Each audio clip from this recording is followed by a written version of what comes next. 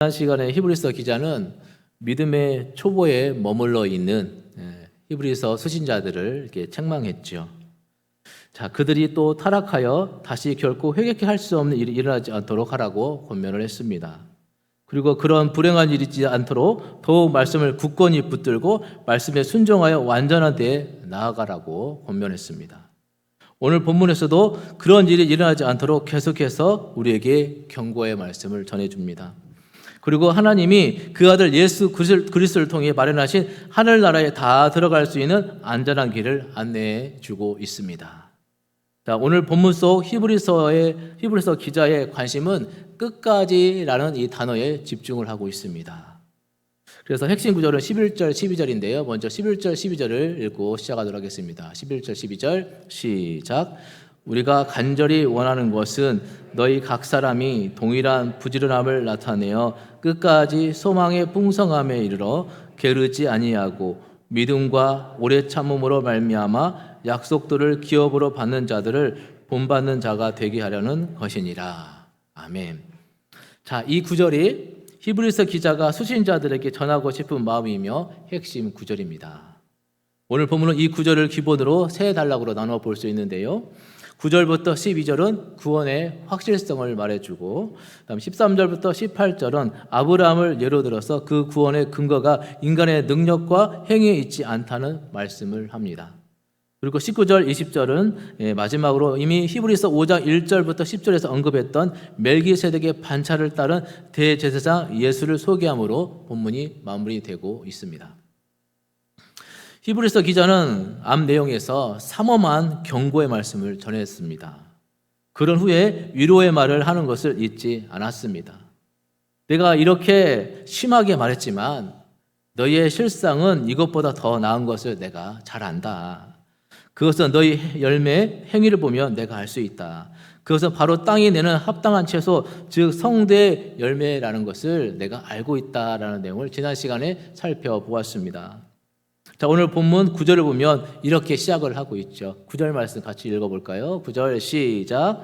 사랑하는 자들아, 우리가 이같이 말하나 너희에게는 이보다 더 좋은 것, 곧 구원에 속한 것이 있음을 확신하노라. 아멘. 여기 사랑하는 자들아 라고 이렇게 시작을 하고 있는데요. 이 사랑하는 자들아 라는 친근한 호칭은 히브리서 전체에 이곳에서만 등장을 하고 있습니다.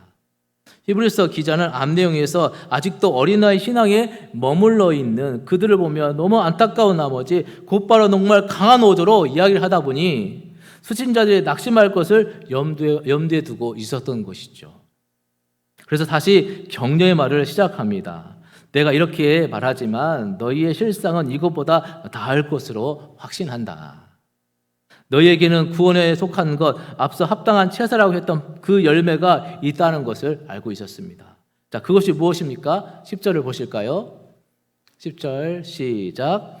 하나님은 불의하지 아니하사 너희 행위와 그의 이름을 위하여 나타낸 사랑으로 이미 성도를 섬긴 것과 이제도 섬기고 있는 것을 잊어버리지 아니하시느니라. 아멘. 자, 그 열매는 바로 소신자들이 부지중에 베푼 섬김의 행위들이었다는 것입니다. 그런 행위에 대해서 하나님께 행하는 것으로 받아들일 뿐만 아니라 잊어버리지 않으신다라고 말합니다. 아마도 수신자들, 특히 고난 중에 섬기며 신앙을 지키려 했던 사람들은 많은 위로를 받았을 것입니다. 그러면서 히브리서 기자는 간절한 영혼을 담은 권면을 이야기하고 있는 것이죠. 자, 본격적으로 먼저 읽었던 11절, 12절을 다시 한번 자세히 읽어보도록 하겠습니다. 우리 한 번 더 읽어보도록 하겠습니다. 시작. 우리가 간절히 원하는 것은 너희 각 사람이 동일한 부지런함을 나타내어 끝까지 소망의 풍성함에 이르러 게으르지 아니하고 믿음과 오래 참음으로 말미암아 약속들을 기업으로 받는 자들을 본받는 자가 되게 하려는 것이니라. 아멘. 자, 여기 우리가 간절히 원하는 것이 무엇입니까? 약속들을 기업으로 받는 자들을 본받는 자가 되는 것입니다. 즉, 앞으로 보실 11장에 등장할 믿음의 영웅들을 본받는 그리스도인이 되는 것입니다. 그것이 우리라고 쓴 히브리서를 쓴 저자의 마음이고요, 또 주님의 마음입니다. 그런데요, 이런 믿음의 영웅들을 본받는 삶의 내용, 첫 번째는 동일한 부지런함에 있다는 것입니다. 이 부지런함은 12절에서는 게으르지 아니하고라는 표현으로 반복됩니다. 이 부지런함은 일반 은총에서 말하는, 즉 일상생활에서 말하는 그러한 부지런함이 아니라 영혼을 위한 부지런함을 말하는 것입니다. 앞서 설명했던 어린아이를 버리고 장성한 자가 되기 위해서 우리가 지각을 사용하고 연달을 받아 선악을 분별하는 부지런함을 이야기하는 것입니다. 그런데 이런 동일한 부지런함, 게으르지 않는 생활을 언제까지 해야 한다는 것입니까? 끝까지.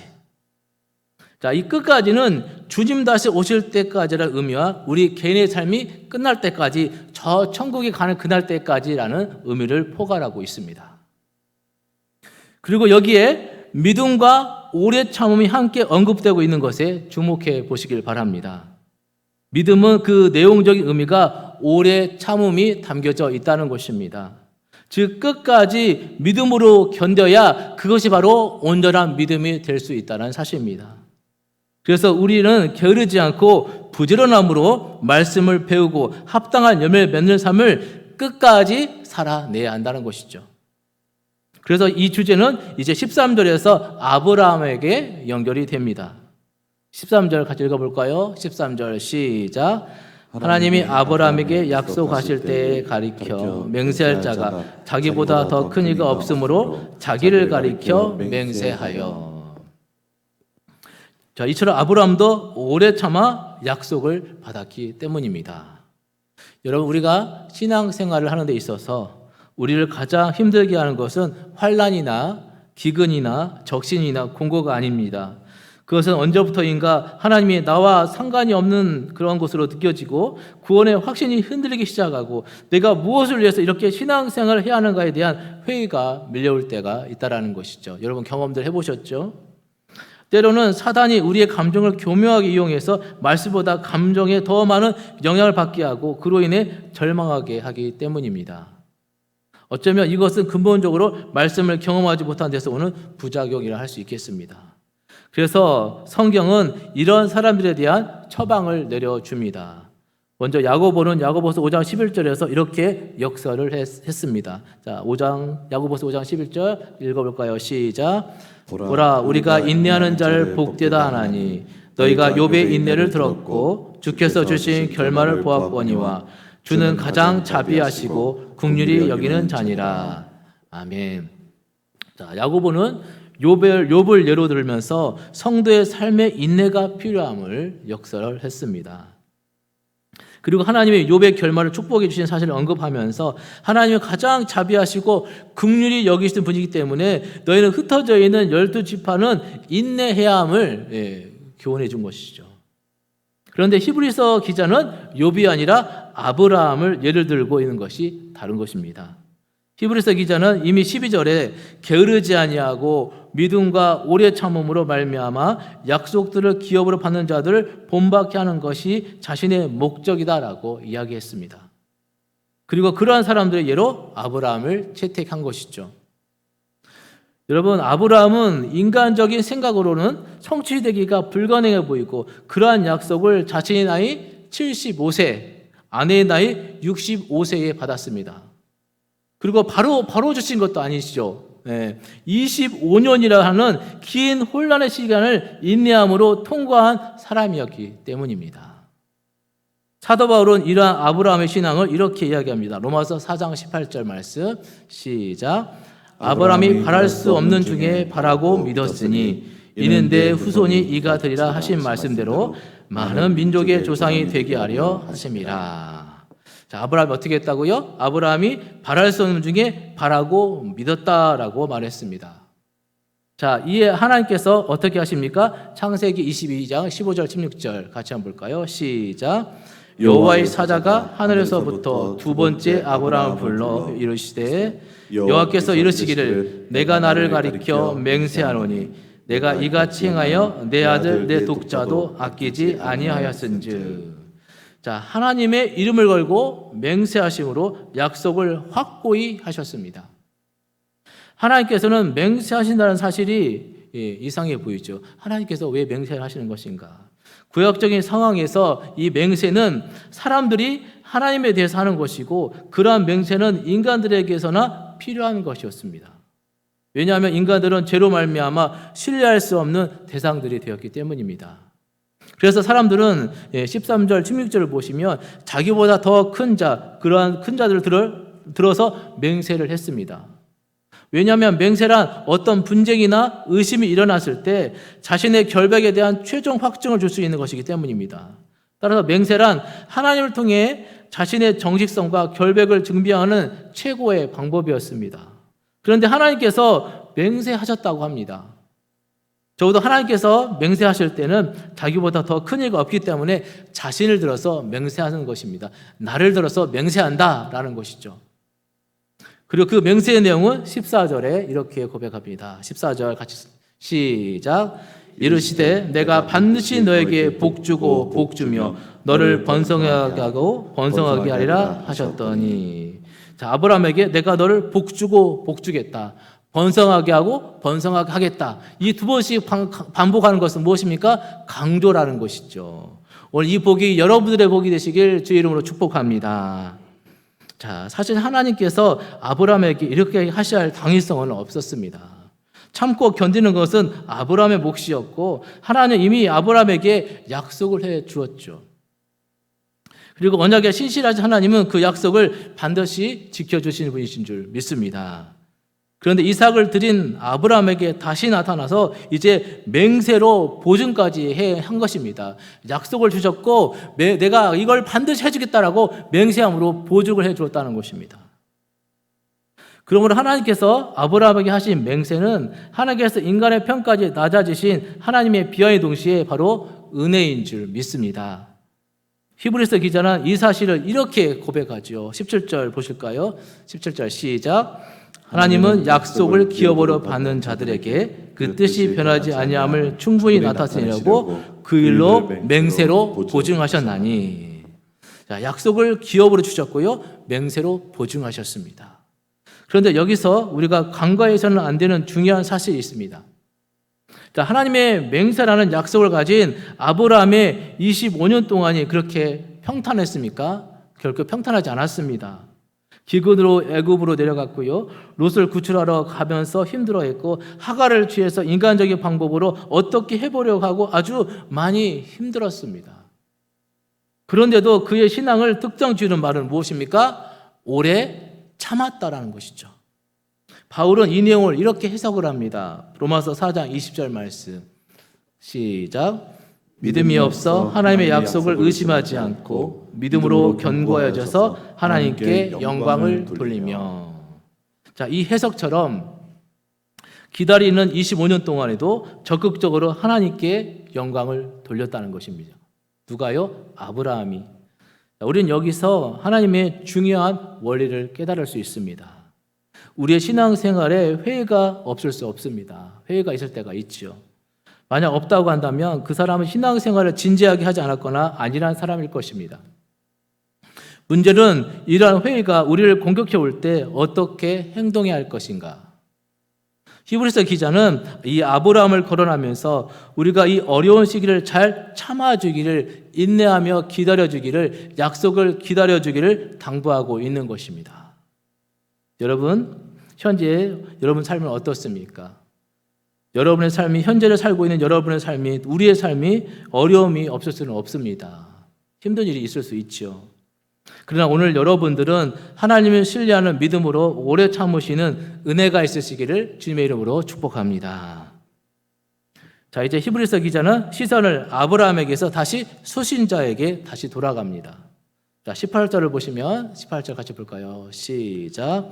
이는 하나님이 거짓말을 하실 수 없는 이 두 가지 변하지 못할 사실로 말미암아 앞에 있는 소망을 얻으려고 피난처를 찾은 우리에게 큰 안위를 받게 하려 하심이라. 자, 앞에서 보았던 17절에 하나님께서 맹세로 보증하신 사실을 다시 언급하면서 두 가지 변하지 못할 사실, 즉 하나님의 약속과 맹세를 통해서 하나님은 당신께서 거짓이 없으신 신실하신 분이라는 것을 입증하셨다는 것입니다. 자, 그런데 그러한 하나님의 약속과 맹세는 아브라함뿐만 아니라 바로 우리들, 이 편지를 받고 있는 당신들에게 소망을 확고히 잡게 하기 위해서 주어진 것이라고 말하고 있는 것입니다. 자, 여기서 앞에 있는 소망을 얻으려고 피난처를 찾은 우리라는 말은 하늘의 도성을 향해 나아가는 모든 사람을 의미하는 것입니다. 그리고 피난처를 찾는다라는 말은 신앙의 타협을 한다는 말이 아니라 그리스도를 향해서 나아가는 것을 의미하는 것이죠. 순례자적 삶을 사는 것을 말하는 것입니다. 영원한 피난처이신 그리스도를 바라보면서 그리스도에게로 나아가는 것을 피난처를 찾는다라고 표현한 것입니다. 자, 그렇다면 우리가 얻으려는 소망은 무엇입니까? 자, 요한복음 14장 3절 말씀 보실까요? 시작. 가서 너희를 위하여 거처를 예비하며 내가 다시 와서 너희를 내게 영접하여 나 있는 곳에 너희도 있게 하리라. 아멘. 자, 그리고 요한일서 3장 2절 말씀이요. 시작. 사랑하는 자들아, 우리가 지금은 하나님의 자녀라. 장래에 어떻게 될지는 아직 나타나지 아니하였으나 그가 나타나시면 우리가 그와 같은 줄을 아는 것은 그의 참모습 그대로 볼 것이기 때문이니. 자, 이 두 말씀은, 자, 우리의 소망은 마침내 우리가 그리스도와 함께 있고 그리스도와 같이 되는 것입니다. 이것이 우리의 소망이라는 것이죠. 그리고 요한복음 17장 24절 말씀 시작. 아버지여 내게 주신 자도 나 있는 곳에 나와 함께 있어 아버지께서 창세전부터 나를 사랑하심으로 내게 주신 나의 영광을 그들로 보게 하시기를 원하옵나이다. 자, 우리의 소망은 그리스도의 영광에 참여하는 궁극적인 즐거움을 맛보는 것입니다. 새하늘과 새 땅에서 영원한 즐거움에 참여하는 것입니다. 이것이 우리의 소망입니다. 자, 그리고 베드로전서 1장 3절 4절 말씀 시작. 우리 주 예수 그리스도의 아버지 하나님을 찬송하리로다. 그의 많으신 긍휼대로 예수 그리스도를 죽은 자 가운데서 부활하게 하심으로 말미암아 우리를 거듭나게 하사 산 소망이 있게 하시며 썩지 않고 더럽히지 않고 쇠하지 아니하는 유업을 있게 하시나니 곧 너희를 위하여 하늘에 간직하신 것이니라. 아멘. 썩지 아니할 기업을 유업으로 받는 것, 이것이 바로 우리의 소망입니다. 자, 이러한 소망을 가지고 나아가는 우리가 때로는 시리에 빠지고 소신자들처럼 시험에 들기도 하고 흘러 떠내려가기도 합니다. 그러한 사람에게 큰 안위를 받게 하는 것이 무엇입니까? 하나님의 약속과 맹세라는 것입니다. 할렐루야. 하나님이 우리를 통하여서 약속해 주신 모든 것은 반드시 이루어질 것이고 내가 맹세한다. 반드시 그렇게 될 것이다. 나를 믿고 견디며 이겨내라 라고 우리에게 당부의 말씀을 해주고 있는 것이죠. 이런 우리의 소망을 히브리서 기자는 19절에서 영혼의 닻으로 비유합니다. 19절 읽어볼까요? 시작. 우리가 이 소망을 가지고 있는 것은 영혼의 닭 같아서 튼튼하고 견고하여 휘장 안에 들어가나니. 여기 닻이라고 하는 것은 배가 움직이거나 흘러 떠내가지 않도록 고정시켜주는 도구를 말하는 것이죠. 즉 우리가 가진 소망의 닻은 변치 않으시고 움직이지 아니하시는 하나님에게 있다는 것입니다. 하나님의 약속과 하나님의 맹세에 있다는 것입니다. 그래서 튼튼하고 견고하여서 휘장 안에 들어간다고 합니다. 자, 휘장 안에 들어간다고 하는데 휘장 안에 있는 것은 하늘의 지성소를 의미하는 것이죠. 그리고 그 하늘의 지성소에는 히브리서 1장 3절에서 이미 언급된 것처럼 예수 그리스도께서 계시는 곳입니다. 높은 곳에 계신 하늘 보좌 우편에 예수 그리스도께 앉아 계시기 때문에 그것이 바로 우리의 소망이 된다는 것입니다. 따라서 튼튼하고 견고한 것입니다. 따라서 히브리서 기자는 이렇게 말씀을 마무리합니다. 20절 말씀 시작. 그리고 앞서 가신 예수께서 멜기세덱의 반차를 따라 영원히 대제사장이 되어 우리를 위하여 들어가셨느니라. 아멘. 앞서 가신 예수님께서 멜기세덱의 반차를 따른 대제사장, 즉 우리를 죄를 단번에 해결해 주시는 중보자로서 먼저 하늘의 지성소에 들어가셨는데 그것이 바로 편지를 받는 수신자들을 포함한 우리, 즉 오고 오는 세대를 위한 것이었다라고 강조하고 있는 것입니다. 바로 그 시대의 우리, 그리고 우리 시대의 우리들을 위해서 하나님은 약속해 주시고 맹세하셨다는 것입니다. 그리고 오고 오는 세대들에게 소망의 닻으로 존재하시기 위해서 하나님은 약속의 맹세를 주셨다는 것입니다. 자, 이제 이어지는 7장부터는 5장에서 너희가 아직 어리기 때문에 해석하기 어렵다고 했던 멜기세덱에 대해서 이야기를 하게 될 것입니다. 이 내용은 개봉박두입니다. 자, 여러분, 결국 본문에서 히브리서 기자가 우리에게 확실하게 이야기하고자 하는 것은 무엇입니까?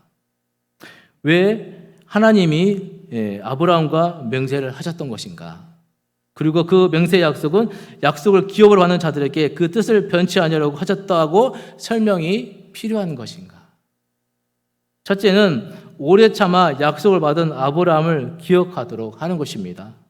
아브라함이 그렇게 오래 참음으로 말미암아 약속의 자손인 이삭을 선물로 받았던 것처럼 비록 당신들의 현재가 힘들고 어렵지만 이겨내 달라는 것입니다. 여러분, 지금 힘드십니까? 천국을 소망하면서 그 약속을 붙들고 이겨내시는 여러분이 되시기 주 이름으로 축복합니다. 그리고 두 번째는 무엇입니까? 두 번째는 우리의 소망의 근거는 하나님 맹세 약속, 아브라함과 체결하실 뿐만 아니라 오고 오는 약속을 기업으로 받은 자들을 위한 약속은 우리의 소망의 근거가 된다는 것입니다. 그것은 흐릿하고 불확실한 것이 아니라는 것이죠. 무엇이었습니까? 튼튼하고 견고한 것입니다. 그러므로 그 약속을 알고 있는 우리는 큰 안위를 받을 수 있다는 것이죠. 여러분, 이제 말씀을 마무리하면서 지금 이 자리에서 아브라함이 오래 참아 약속받았던 것을 기억해 보시길 바랍니다.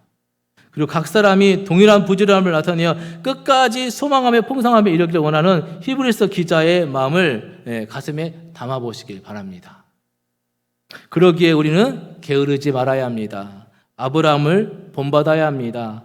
믿음과 오래 참음으로 말미암아 약속을 받았던 바로 그 사람 아브라함. 그래서 오늘 말씀의 핵심은 끝까지 동일한 부지런함을 나타내야 한다는 것에 있습니다. 그러기에 영혼의 닻을 예수 그리스도에게 내려야 하는 줄 믿습니다. 여러분의 영혼의 닻을 예수 그리스도에 내리시길 주의 이름으로 축복합니다. 우리는 지금 고난주간 가운데 있습니다. 예수님께서 십자가의 죽음을 향한 발걸음 가운데 여러분들도 동행하고 계십니까? 우리 주님은 하나님이심에도 우리의 죄를 대신하여 모지 순환을 당하시면서 그 고통을 끝까지 감당하셨고 십자가에서 우리를 위해 보혈의 피를 흘려 죽으셨습니다. 오늘 우리에게 필요한 것은 예수 그리스도에게 소망을 두고 아브라함처럼 끝까지 오래 참는 믿음이 있다는 사실을 기억하시면서 이 고난주간을 보내며 매일 부지런히 말씀을 묵상하고 배우고 순종하는 삶이 끝까지 저 천국 가는 그날까지 계속되시는 은혜가 있으시기를 주님의 이름으로 간절히 축원합니다. 기도하시겠습니다. 하나님 아버지, 은혜와 사랑을 감사합니다.